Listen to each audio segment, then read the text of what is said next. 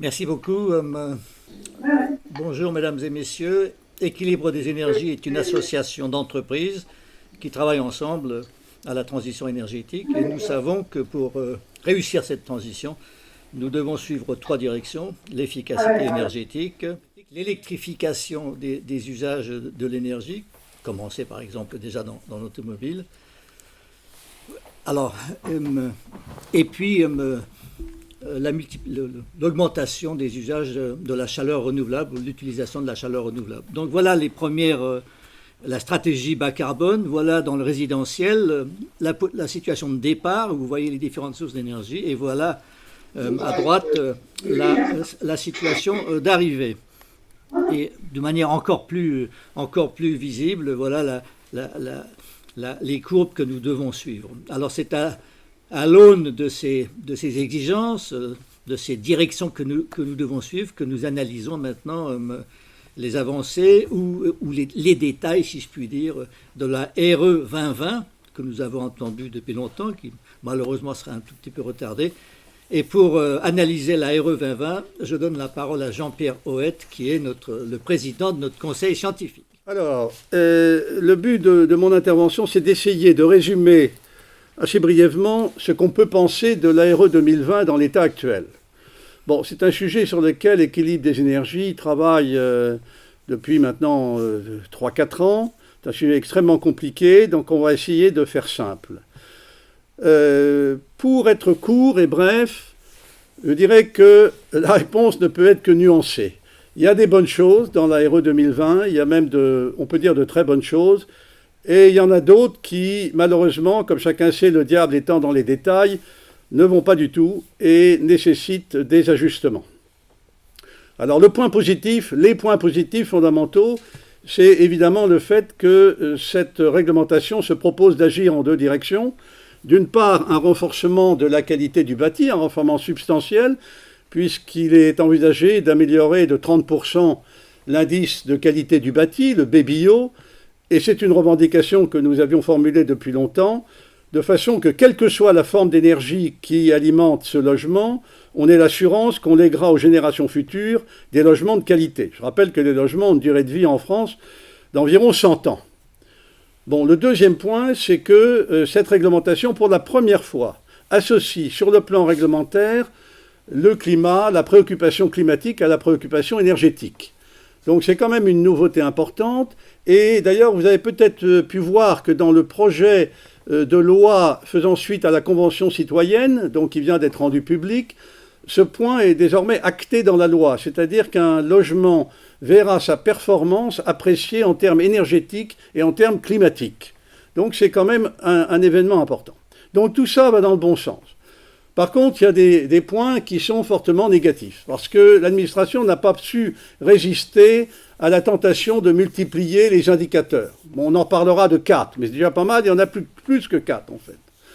Et puis, par ailleurs, alors il y a une chose très curieuse qui est apparue à l'examen, c'est que par un effet de seuil qui apparaît en 2024, je reviendrai là-dessus, on laisse dans les prochaines années, on ouvre un boulevard aux solutions chaudières à gaz, solution classique, dominante aujourd'hui, mais qui va en sens inverse de la transition vers des énergies décarbonées. Donc on reviendra là-dessus parce que c'est un point essentiel. Et quatrième, autre point, il y a une zone d'ombre sur le confort d'été où on suspecte que la RE 2020 pourrait conduire à multiplier les achats de climatiseurs mobiles, comme ça a été le cas l'été dernier au moment de la canicule dans les grands magasins. Alors comment est-ce qu'on est arrivé à ces conclusions ? On a travaillé avec nos membres, on a fait des simulations dans le logement collectif, pour commencer, on le voit sur ce slide, un certain nombre de solutions types, des solutions qui aujourd'hui sont utilisées concrètement à gaz, à pompe à chaleur, à radiateur, accompagnées de chauffe-eau thermodynamique ou de pompe à chaleur RR.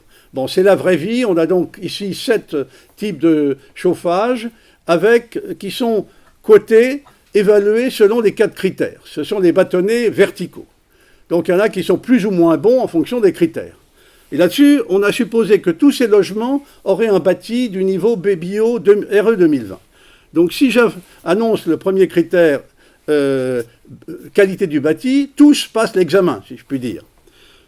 Alors, deuxième critère, c'est les émissions d'énergie. Alors, c'est très bien d'avoir les émissions d'énergie, de CO2, les émissions de CO2 en exploitation. C'est très bien, seulement ce premier critère qui est introduit par la RE 2020 et qui sera valable jusqu'en 2024, il ne sert à rien, puisque tous les logements y satisfont. Donc, on peut passer, il n'y a rien à voir. Tous les logements, qu'ils soient au gaz ou ailleurs, satisfont à ce critère qui a été fixé très haut.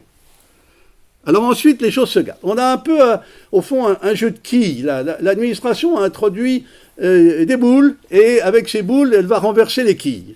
Alors la première quille qui est renversée, avec le critère d'énergie primaire, c'est la solution radiateur à effet Joule, même accompagnée de chauffe-eau thermodynamique. Bon, alors là, on sent bien donc les réticences de l'administration sur l'effet Joule, mais on ne s'attendait quand même pas à ce que, même combiné avec des chauffe-eau thermodynamiques, ils n'arrivent pas à passer la barrière du CEP.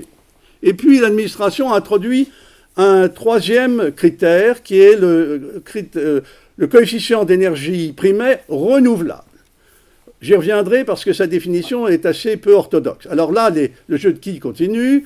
Le gaz collectif a quelques difficultés et la PAC RR couplée avec des chauffe-eau thermodynamiques disparaît. Et donc, qu'est-ce qu'on voit ? On voit que le boulevard est totalement libéré pour toutes les solutions gaz, qui aujourd'hui occupent 74% des logements collectifs. Et là, on ne voit pas pourquoi ils n'occuperaient pas tout d'un coup 100%. Alors, tout d'un coup, en 2024, pof, là survient un critère terriblement sélectif sur les émissions en exploitation, les émissions de CO2. Alors là, brutalement, le gaz disparaît. Vous avez des croix partout, tout est barré et reste dans notre schéma que les PAC collectives. Alors c'est très bien, on est tout à fait partisans des PAC collectives, mais il faut voir ce que ça représente. Tout d'un coup, les solutions traditionnelles disparaissent et les PAC collectives qui aujourd'hui représentent malheureusement un petit 10% du marché collectif sont censées occuper quasiment la totalité. Donc ça pose des problèmes de seuil, des problèmes industriels et on ne voit pas très bien comment ça peut se passer. Donc voilà, résumé rapidement dans ce que je viens de dire. Alors, dans l'individuel, c'est un peu différent. L'individuel, bon, même analyse avec les différentes solutions. Là, tout d'un coup, l'administration a imposé un coefficient d'émission de CO2 très exigeant. Ce qui fait que là, les solutions chaudières à gaz disparaissent dès 2021. Bon, ça va dans le sens de la décarbonation. Reste à savoir si c'est quand même pas un petit peu violent.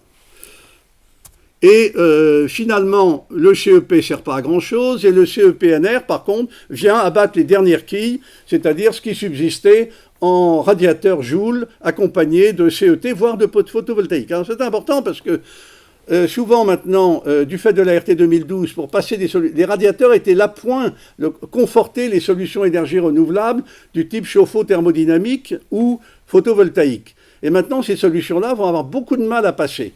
Et donc, ça ne va pas dans le sens de la promotion des solutions énergie renouvelables.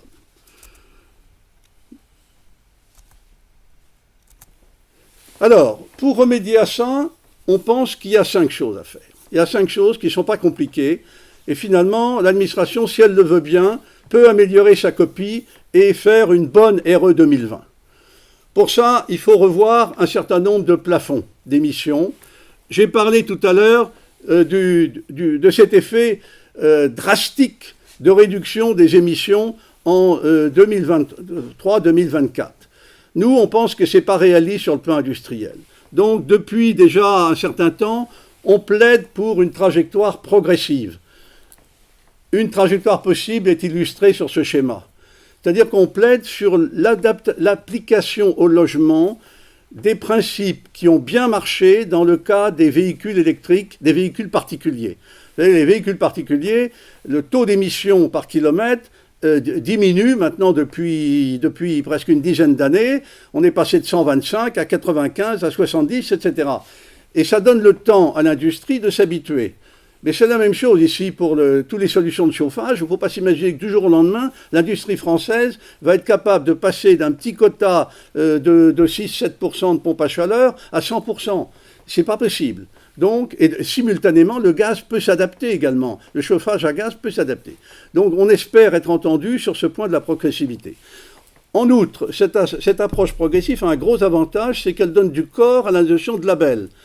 Un label, ça peut être l'idée qu'un logement qui anticipe sur une évolution par échelon méritera qu'on lui octroie un certain label, donc haute qualité carbone, haute qualité climatique par exemple. Bon, le troisième point, c'est qu'il faut revoir les seuils et notamment la façon dont on compte les énergies renouvelables en France.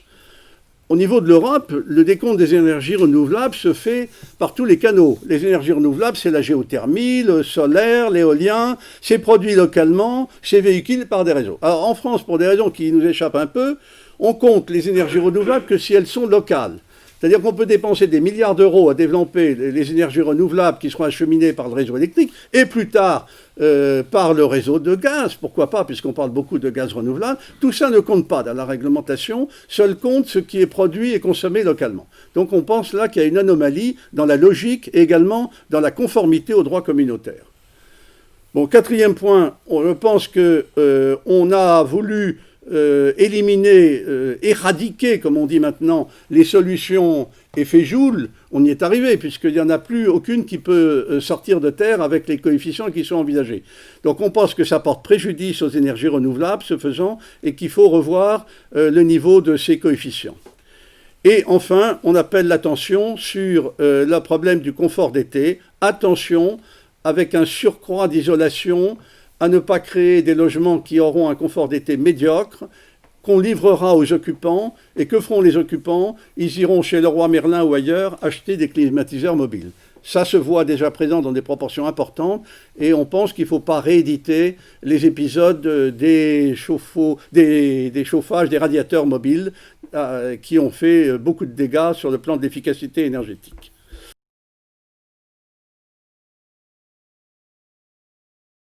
Oui, on pense qu'il y a un boulevard qui est ouvert parce que je l'ai dit, peut-être que ça n'est pas bien passé, mais jusqu'à 2024, il n'y a absolument aucune contrainte additionnelle, substantielle, qui s'applique à ces solutions. Dans les logements collectifs. Dans les logements collectifs. Et dans le même temps, un certain nombre de solutions qui ne sont pas tellement développées aujourd'hui, puisque le gaz représente 74%. Le peu de solutions qui restaient se trouvent pénalisées. Donc on crée une situation dans laquelle jusqu'en 2024, ça veut dire pour des logements qui seront livrés, des logements collectifs, donc livrés en 2026, voire 2027, il n'y a absolument aucune limitation au recours à la solution chaudière-gaz. Et tout d'un coup, alors effectivement, brutalement, on veut pratiquement l'interdire. Donc si vous voulez, on dit que c'est pas réaliste, mais sur le plan industriel, ça heurte même le bon sens. Et donc on plaide pour une approche plus progressive et qui amènera chacun des offreurs, d'ailleurs aussi bien le domaine du gaz que le domaine de l'électricité, à développer des propositions qui seront en 2025 en ligne avec l'objectif de décarbonation.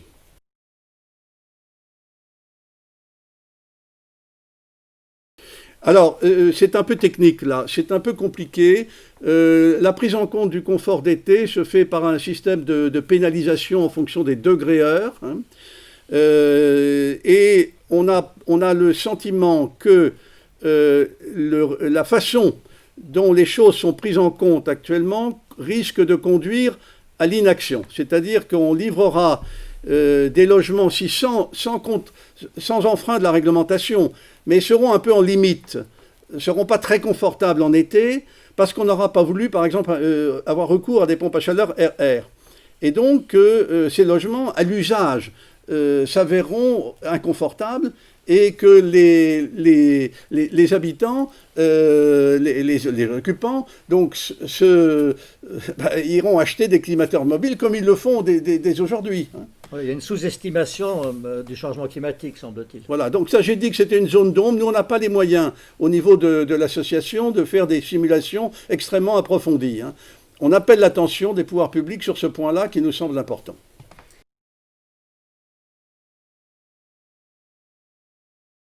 Le photovoltaïque, c'est jamais une solution unique, pour des raisons que chacun peut imaginer. Donc c'est une solution qui vient en couple. Et on constate que le photovoltaïque, c'est quand même une forme de solution électrique. Le photovoltaïque, ça produit de l'électricité. Bon, donc c'est généralement couplé à des solutions électriques. Or, la RE 2020 pratiquement interdit la PAC RR et le radiateur, ou du moins les rend très difficiles, sauf à imaginer des niveaux d'isolation très importants. Et donc indirectement, si vous voulez, on porte atteinte au développement de solutions composites, hein, photovoltaïques en particulier, qui, sur le plan du rendement énergétique, sont quand même pas si mal et font appel aux énergies renouvelables. Voilà, c'est l'effet pervers de la phobie contre le radiateur électrique.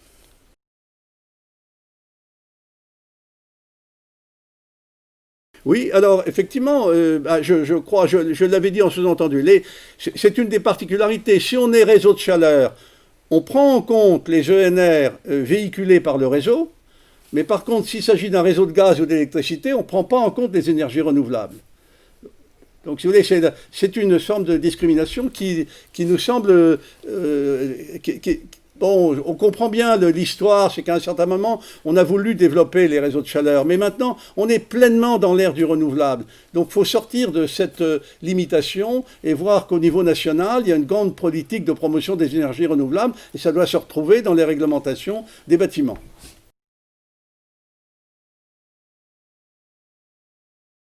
Vous savez, moi, j'ai passé toute ma carrière dans l'industrie, j'ai quand même un petit peu d'expérience. Hein. L'industrie, elle aime bien la visibilité et la continuité. L'industrie, c'est une affaire d'organisation, de prévision, d'investissement, de mettre en place des équipes, de commercialisation.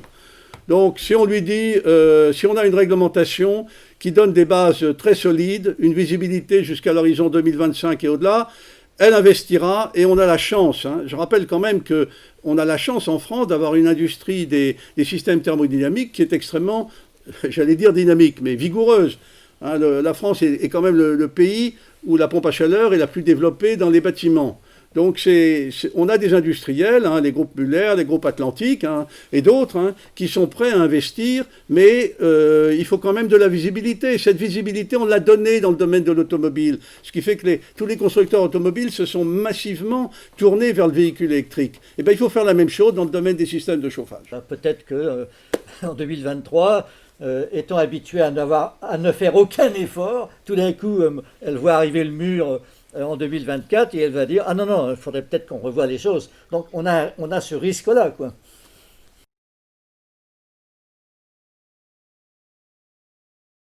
Eh bien, j'avais répondu à l'instant, c'est-à-dire que très souvent et de plus en plus, le chauffage à échinoule vient en couple.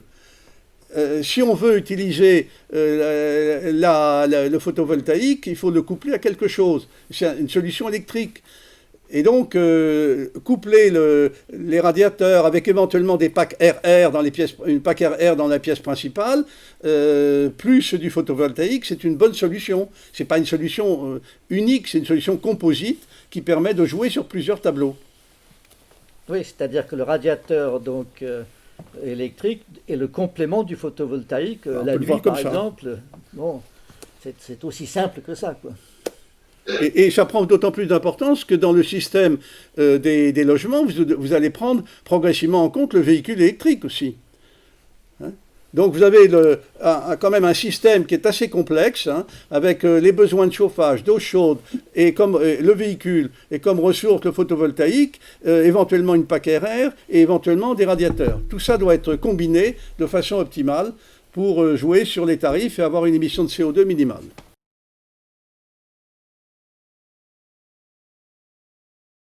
C'est évidemment une question qui s'est posée pour la RT 2012. Hein.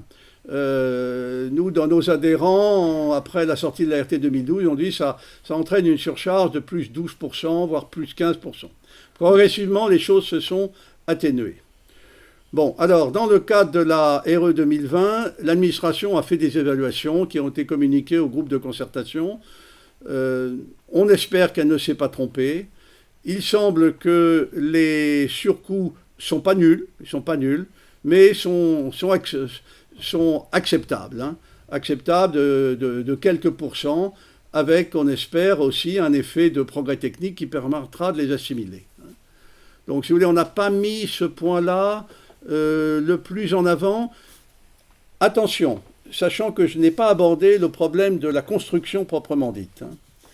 Le problème de la construction proprement dite, c'est-à-dire l'autre indicateur carbone sur la teneur en carbone des matériaux de construction et des composants, là, il peut y avoir des incidences plus marquées. Bon, Eden n'est pas le mieux placé, Équilibre d'énergie n'est pas la mieux placée pour traiter de ce sujet-là. D'autres s'en préoccupent, mais s'il y a des surcoûts, c'est plutôt à ce niveau-là qu'ils vont apparaître.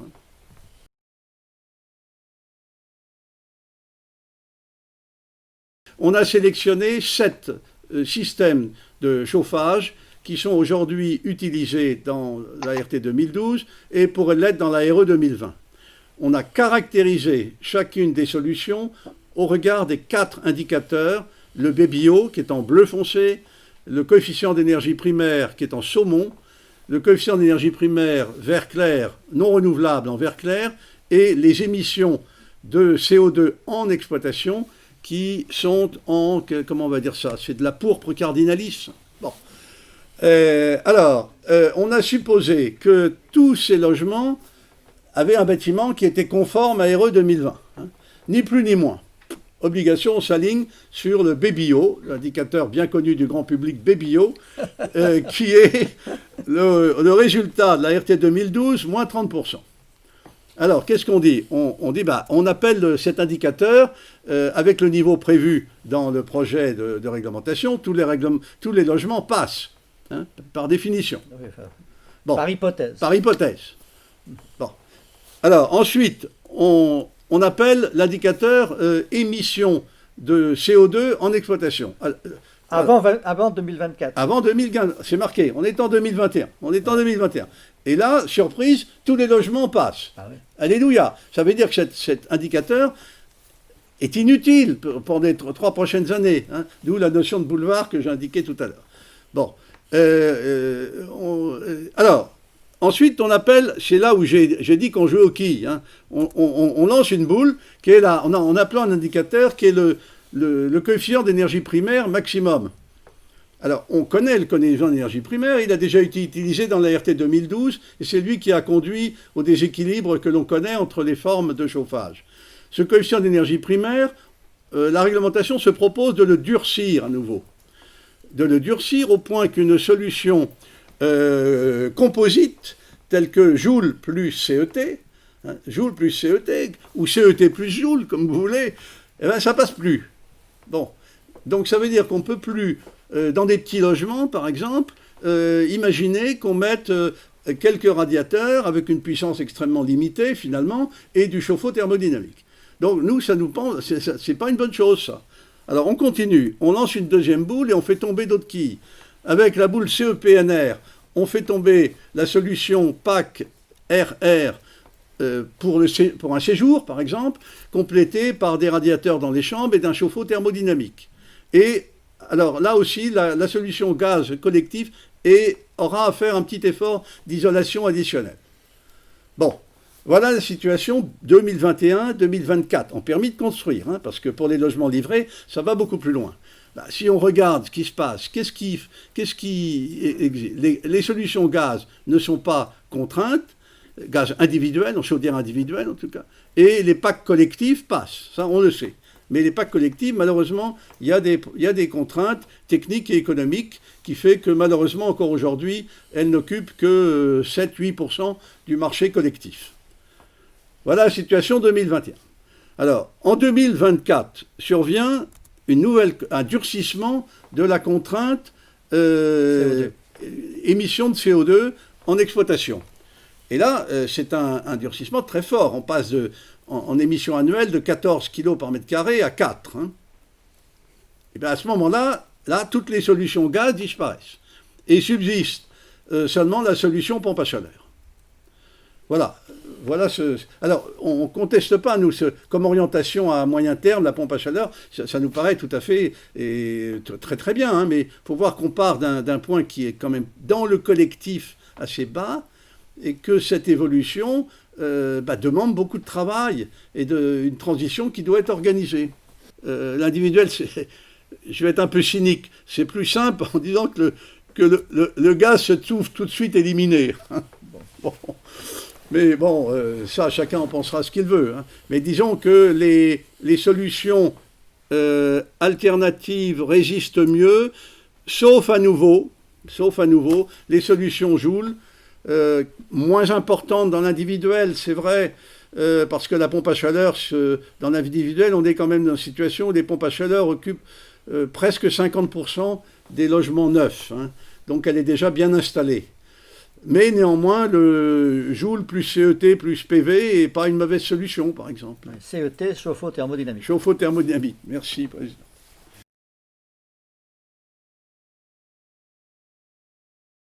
Eh bien, sauf erreur de ma part, c'est les permis de construire, à la date de dépôt des permis de construire. Hein. Donc, et vous savez qu'en collectif, souvent, les livraisons interviennent 3 ans plus tard. Hein. C'est quand même souvent très long, ça dépend de l'importance des bâtiments. Hein. Et alors, je ne saurais pas vous répondre sur la question des recours. Hein. Souvent, il y a des recours. Je ne sais pas comment les recours sont traités. Hein.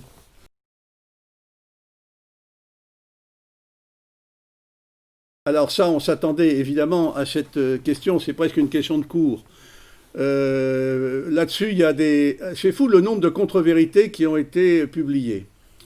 En fait, il faut bien voir qu'on est en RE 2020. Et qu'un logement RE 2020... ça consomme, et donc ça appelle en puissance électrique à peu près 6 fois moins que la moyenne des logements tout électriques qui ont été construits dans les années 70 à 90, 95. Donc on a tous ceux qui développent cet argument se basent sur le parc de convecteurs installés, qui est un vrai problème, et on pourra y revenir avec le président. Mais un logement neuf, vous savez, le chauffage représente au plus l'équivalent de l'eau chaude sanitaire, hein, chaude sanitaire, laquelle eau chaude sanitaire peut être traitée par chauffe-eau thermodynamique, voire aussi par contribution du photovoltaïque. Et donc on constate qu'on a des appoints qui sont très limités à la pointe. La puissance appelée est très, très, très limitée. Par ailleurs, on n'est pas du tout en train de dire qu'il faut multiplier, comme certaines études l'ont fait, hein, le nombre de logements chauffés par radiateur par 6, par 7, par 10. Tout ça, tout cet excessif est insignifiant. Hein. On dit simplement qu'il faut jouer la diversité. Il ne faut pas avoir l'idée qu'il n'y aura qu'une seule solution. Tout est affaire de cas particuliers, surtout quand on arrive à des niveaux de finesse, d'optimisation très, très, très poussés. Donc on constate qu'un logement, pour revenir à la question, chauffé à l'électricité, qui de toute façon d'ailleurs va consommer de l'électricité, a évidemment un supplément pour le chauffage, mais faites les calculs, c'est finalement très, très modeste.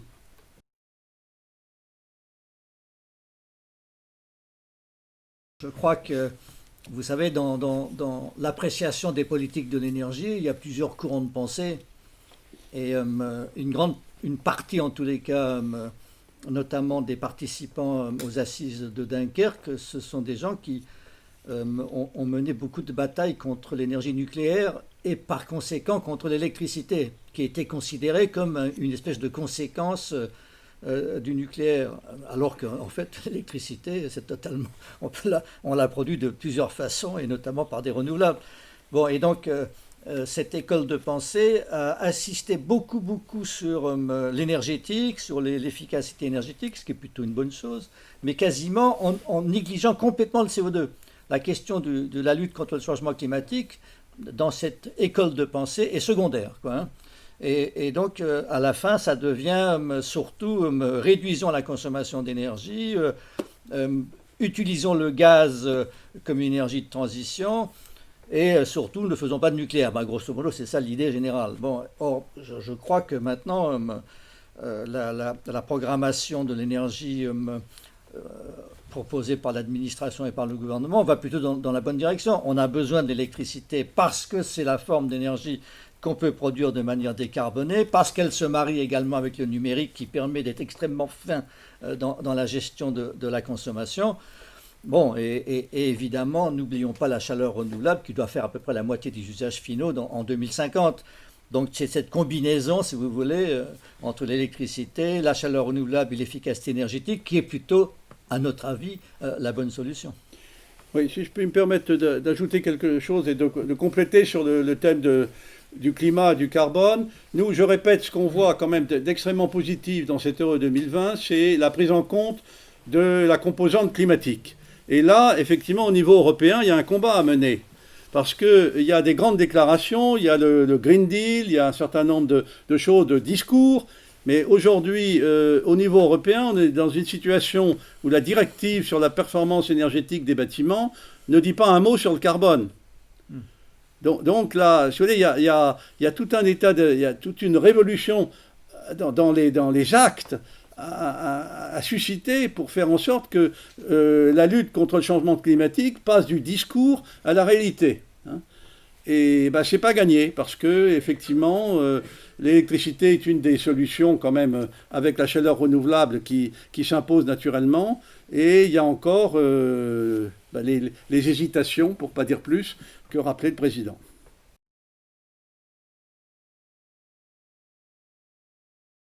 Oui, dans le collectif et aussi un peu dans l'individuel. Hein, bon, d'abord, la pompe à chaleur, il y a des problèmes techniques hein, quand même.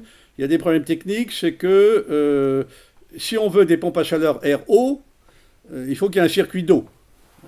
Donc des logements qui sont aujourd'hui chauffés à l'électricité, qu'on voudrait rénover parce que les convecteurs sont de médiocre qualité, la pompe à chaleur air-eau ne va pas être une solution appropriée puisqu'il n'y a pas de circuit d'eau dans le logement. Bon, alors on peut dire, on va faire une autre solution, des packs RR ou OR, enfin bon, mais le problème c'est qu'il faut mettre les compresseurs quelque part. Sur les balcons, c'est pas facile parce que ça fait du bruit, ça peut gêner les voisins. Donc il y a un certain nombre de problèmes techniques qu'on ne peut pas ignorer. Hein. Surtout en rénovation. Si on est en greenfield, en bâtiment neuf, c'est plus facile. Et puis il y a donc aussi, bien entendu, l'aspect économique. Hein. L'aspect économique, c'est quand même une contrainte parce que les budgets ne sont pas toujours là. Donc en collectif, c'est difficile.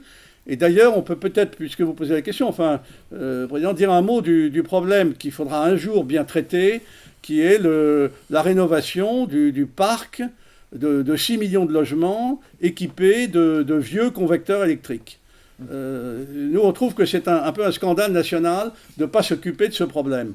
Parce que les convecteurs, dans l'histoire, ils ont eu beaucoup d'avantages. Ils ont permis de sortir un petit peu de l'inconfort profond, beaucoup de logements, dans une époque où la France était encore, où il y avait beaucoup encore plus que maintenant, de ménages en situation difficile. Donc on a apporté du confort avec des solutions rapides hein, à la faveur du programme nucléaire. Bon, maintenant, ça pose des problèmes, tout ça vieillit, les matériels ne comportent pas de régulation, ça concourt à la pointe électrique, infiniment plus que les logements neufs, hein, sans commune mesure. Donc il y a un vrai problème. Et c'est pas un détail, c'est 15 à 20 millions de vieux convecteurs. Vous vous rendez compte, 15 à 20 millions de vieux... Alors qu'est-ce qu'on fait? On va les laisser comme ça pendant 15 ans encore?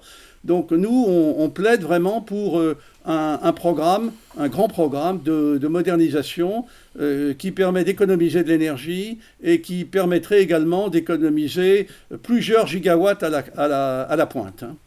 Alors, ce n'est pas le sujet d'aujourd'hui, mais puisque vous posez la question, je pense que c'était important de le mentionner. Oui, et à cet égard, si on doit... Ce serait une bonne chose de remplacer ces vieux convecteurs qui sont relativement inefficaces, qui chauffent mal vers le haut. C'est pour ça qu'on les appelle des convecteurs. Et quelle serait la meilleure solution pour les remplacer? Des radiateurs électriques performants, efficaces. Et donc, si vous voulez... Il y a quand même un côté idéologique dans cette allergie exprimée sans cesse contre l'effet Joule, c'est-à-dire le fait que quand on passe de l'électricité à travers une résistance, ça chauffe. Bon, écoutez, franchement, ce pauvre Joule doit se retrouver dans sa tombe. Qu'est-ce que c'est que cette allergie invraisemblable? Il y a quelque chose là-dedans qui n'est pas rationnel, quoi. Faut profiter de la prochaine loi sur le climat pour abolir l'effet Joule. Hein. Oui. Non, enfin, nous, on considère, c'est vrai que ce n'est pas du rationnel, parce que on considère que brûler une molécule de gaz dans une chaudière, on ne voit pas en quoi c'est plus vertueux que de faire passer un électron dans une résistance.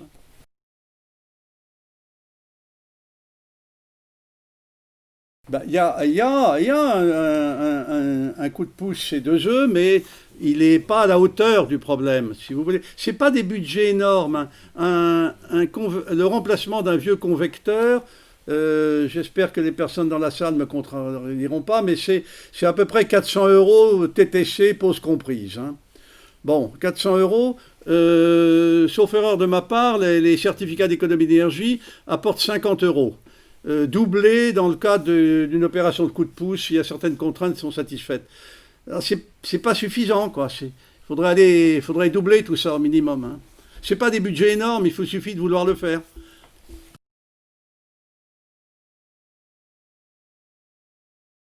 Ah ben, je ne savais pas que ça avait disparu, parce que de toute façon, c'est exprimé par le besoin bioclimatique. Ouais, c'est ça, l'indicateur de BBO, le fameux BBO qu'on réduit de 30%, il doit conduire au contraire à avoir une approche bioclimatique encore plus poussée. Donc non, je crois que là, il n'y a pas d'inquiétude de ce côté-là. Hein. Nous arrivons à la fin, donc je voudrais vous remercier. Je remercie beaucoup Jean Perrouet de son exposé. Vous savez, l'association Équilibre des énergies se donne beaucoup de mal avec toutes les entreprises membres pour aider en quelque sorte le gouvernement et l'opinion à comprendre les enjeux de la transition énergétique et à proposer des solutions qui sont à la fois rigoureuses et qui tiennent compte beaucoup des capacités de l'industrie française à y répondre. Donc nous sommes aussi à votre disposition. Nous allons continuer à travailler sur les différents aspects de la transition, que ce soit pour les transports, les automobiles, que ce soit pour les bâtiments, que ce soit pour les avions. Enfin, voilà, nous sommes réellement des soldats de la transition énergétique. Merci beaucoup.